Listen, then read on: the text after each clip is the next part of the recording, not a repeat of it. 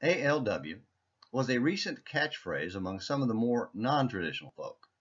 Standing for the phrase, all life is worship, it was presented as a plea for the recognition that as Christians we must not compartmentalize our lives because we live before God at all times.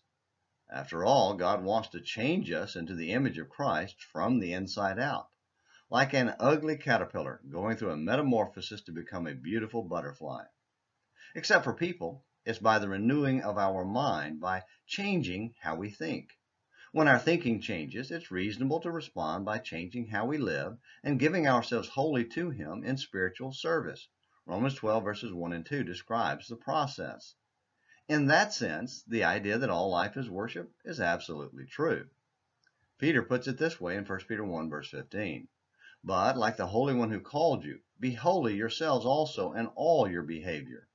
Holy is what we are, and that holiness works itself out in everything we do. And in this case, everything means everything. Far too many people call themselves Christians who are far from holy in their daily living and who don't even try to change how they live. It shows in what they do every day.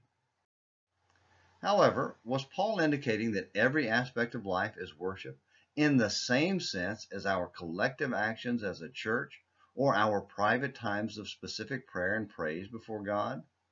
Not at all. There are many passages that pointedly refer to a specific act of worship in clear distinction from everyday life.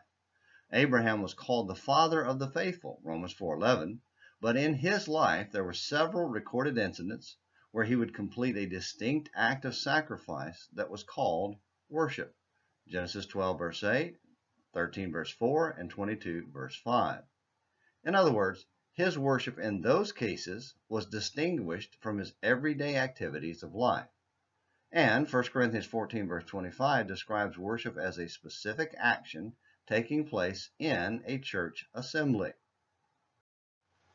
An important question for those pressing the all life is worship concept is this: what is your motivation? If the goal is to remind us to live our whole lives by faith in recognition that we will answer to God for every word and deed, Romans 14 verse 12, then let's say that. And the thing is, most Christians I know believe that and try to live it out in their everyday lives, flawed as they may be.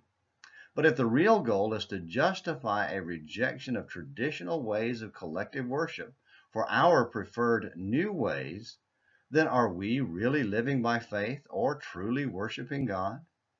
Again, I would say not at all. First, it involves a hypercritical condemnation of others, not because they rejected God, but because they rejected us and our new ways of thinking and doing things. That's not a good place to be. Read James chapter 4, verse 11. Second, it makes us hypocrites who have made our new traditions the standard of judgment, even as we condemn others for, guess what, making their traditions the standard of judgment. Well, those are just some thoughts for your consideration with today's Morning Minutes in the Bible on Traditional Tuesday.